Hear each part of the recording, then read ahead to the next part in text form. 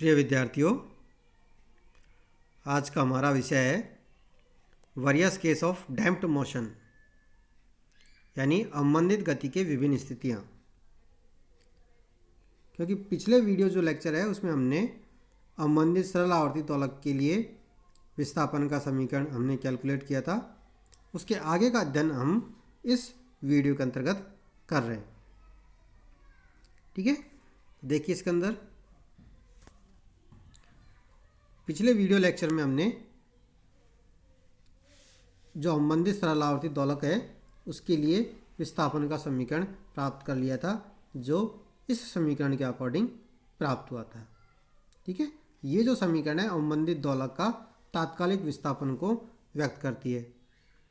इस समीकरण में आर और ओमेगा नॉट के जो आपेक्षिक मानों से तीन प्रकार की स्थितियां उत्पन्न होती हैं। उन तीनों स्थितियों का अध्ययन हम इसके अंतर्गत करेंगे। तो कौन कौन सी स्थितियां उत्पन्न होती हैं? एक तो है न्यून अवमंदन की स्थिति, अंडर डैम्प्ड। दूसरी है क्रांतिक अवमंदन, क्रिटिकली डैम्प्ड। और अति अवमंदन, ओवर डैम्प्ड। ये तीन स्थितियां उत्पन्न होती हैं। तो तीनों स्थितियों में आर और ओमेगा नॉट के बीच में किस तरह का रिलेशन होगा वो हम इसके अंतर्गत करेंगे। तो पहला देखिए, न्यून अवमंदन स्थिति यानी under damped condition. Under damped condition, तो जब देखो आर का मान ओमेगा नॉट से कम हो, यानी R less than omega naught हो, तो इस स्थिति में क्या होगा? Under root R square minus omega not square equal to, इसमें से अंडर रूट माइनस कॉमन निकाल लीजिए, omega not square minus R square bracket बंद। तो ये जो राशि है इसमें माइनस क्यों निकाला? क्योंकि ओमेगा बड़ा है, आर छोटा है, तो छोटी राशि में से बड़ी राशि नहीं घटा सकते, तो माइनस कॉमन ले लिया और अब omega not square minus R square कर दिया। तो मान लीजिए ये जो अंतर है वो ओमेगा के बराबर है, ओमेगा स्क्वायर के बराबर। तो क्या हो जाएगा? ये इक्वेशन हो जाएगी हमारे पास इस प्रकार, under root minus omega square. तो इसको भी मैं लिख सकता हूँ अंडर रूट माइनस वन और ओमेगा। तो अंडर रूट माइनस वन क्या होता है? जे, यानी काल्पनिक हो गया ये, जे कह लो या आयोटा ओमेगा कह लो, जे ओमेगा कह लो। ठीक है, अब ये मान उठाकर हम समीकरण नंबर 6 में रखेंगे। ये जो समीकरण है इसके अंतर्गत रखेंगे, रख दीजिए मान। तो क्या प्राप्त होगा? S equal to X not E की power minus R T bracket E की power J omega T plus E की power minus J omega T by two plus R upon J omega into E की power J omega T minus E की power minus J omega T by two. ये equation हमें प्राप्त हो जाएगी। तो इसको सॉल्व करने के लिए हम दो इक्वेशन काम में ले रहे हैं, क्योंकि हम जानते हैं कि ई की power iota theta plus E की power minus iota theta by two equal to होता है कॉस थीटा, और ई की पावर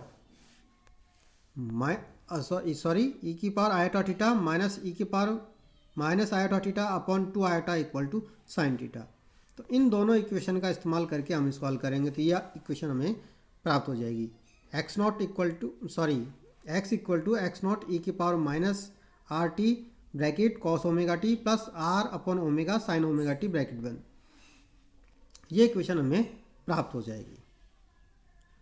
या X equal to X not upon omega E की power minus R T bracket omega cos omega T plus R sine omega T. ये equation हमें प्राप्त हो जाएगी। अब इसको हल करना है, तो इसको हल करने के लिए मान लीजिए omega equal to capital R sine phi और small R equal to capital R cos phi. ठीक है, तो इस समीकरण का मान इसमें रख दीजिए, तो ये इक्वेशन आ जाएगी। इसको हल करेंगे तो हमारे पास इक्वेशन प्राप्त होगी X equal to X not E की power minus R T upon omega into capital R sine omega T plus five. ये इक्वेशन हमें प्राप्त हो जाएगी। और अब देखिए समीकरण जो 7 है उससे हम क्या लिख सकते हैं? Omega square plus R square equal to capital R square. तो कैपिटल आर इक्वल टू क्या हो जाएगा? Under root omega square plus R square. ठीक है, और यदि अवमंदन बल का मान कम हो तो उस केस में आर अप्रोक्स होगा ओमेगा के।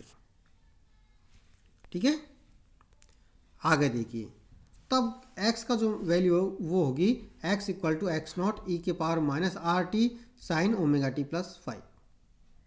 यानी समीकरण जो 9 है वो न्यून अवमंदन की स्थिति में दोलक जो है सरल आवर्त गति करता है और उसका जो विस्थापन का समीकरण है समीकरण 9 द्वारा दिया जाता है।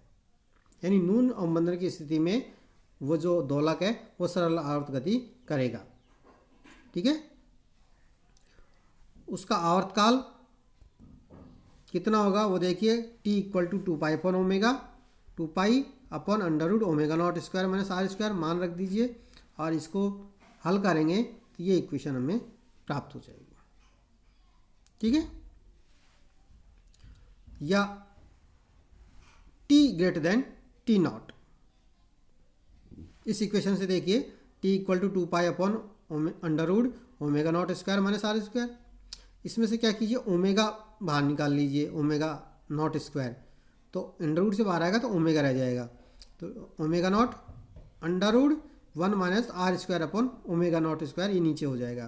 तो जो इक्वेशन बनेगी हमारे पास 2 pi upon omega under root 1 minus R square upon omega not square, ये इक्वेशन हमें प्राप्त होगी। और 2 pi upon omega not equal to T not, तो T not upon under root 1 minus R square upon omega square.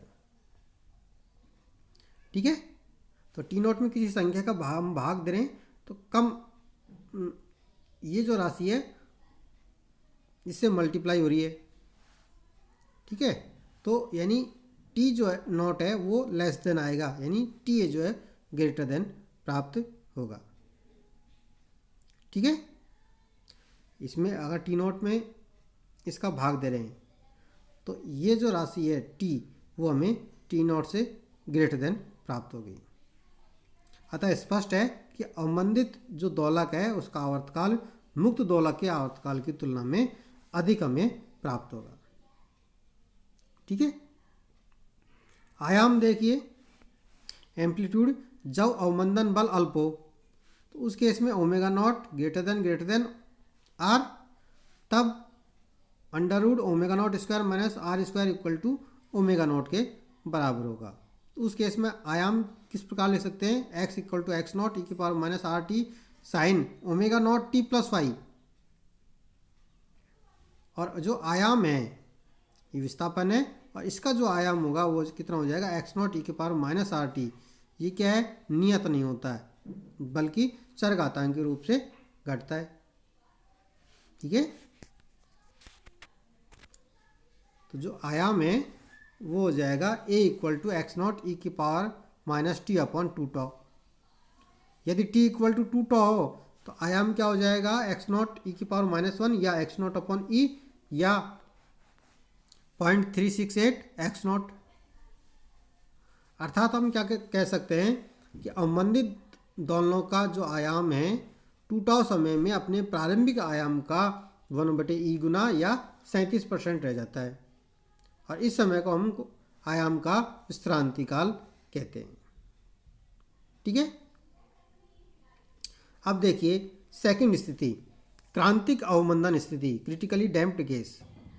इस case में क्या होता है, आर एप्रोक्स होता है बराबर होता है ओमेगा नोट के, तो उससे ये जो राशि है under root R square minus omega not square, इसका कुछ मान आएगा, क्योंकि एप्रोक्स बराबर है तो कुछ मान इसका आएगा, तो मान लीजिए वो एच के बराबर आता है और ये अल्प राशि होगी। तो उस केस में समीकरण 6 को किस प्रकार लिख सकते हैं, x equal to X not E की power minus R T bracket E की power H T plus E की power minus H T by 2 plus R upon H E की power H T minus E की power minus H T by 2। ठीक है, अब E की power H T को solve कर लीजिए, हमने इसको एक्सपेंड कर लिया है और इसको सॉल्व करेंगे तो हमारे पास x की ये वैल्यू प्राप्त हो जाएगी, x equal to X not E की power minus R T bracket 1 plus R upon H into 2ht bracket 1, या x equal to X not E की power minus R T bracket 1 plus 2rt। ये समीकरण number 10 दे दीजिए इसको नाम। तो समीकरण 10 से स्पष्ट है कि t के अल्प मानों के लिए विस्थापन का जो मान है वो 1 प्लस 2rt घटक के कारण बढ़ता है, परंतु टी के अधिक मानों के लिए घटक ERT के कारण विस्थापन तेजी से घटता हुआ शून्य हो जाता है। तो इस अवस्था में कण अदोलनी हो जाता है, जस्ट नॉन ऑसिलेटरी, यानी इस कंडीशन में ऑसिलेशन नहीं करेगा, दोलनी गति नहीं करेगा। ठीक है, आगे देखिए तीसरा केस, अति अवमंदन स्थिति यानी ओवर डैम्प्ड केस। तो ओवर डैम्प्ड केस में R greater than omega not होता है, तो जिससे क्या हो जाएगा, R square minus omega not square का अंडर रूट जो है वो एक राशि आएगी गामा, धनात्मक राशि आएगी क्योंकि R बड़ा है। समीकरण 6 से क्या लिख सकते हैं, x equal to X not E की power minus R T bracket E की power gamma T plus E की power minus gamma T by 2 plus R upon gamma E की power gamma T minus E की power minus gamma T by 2, ये equation में प्राप्त हो जाएगी। और ये जो राशि है इसको हल कर लीजिए, ये राशि कॉस हाइपरबोलिक गामा टी हो जाएगी और ये राशि जो साइन हाइपरबोलिक गामा टी।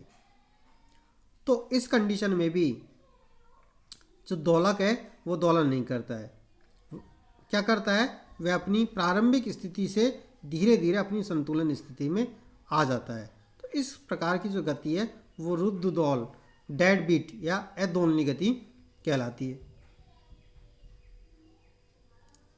ठीक है,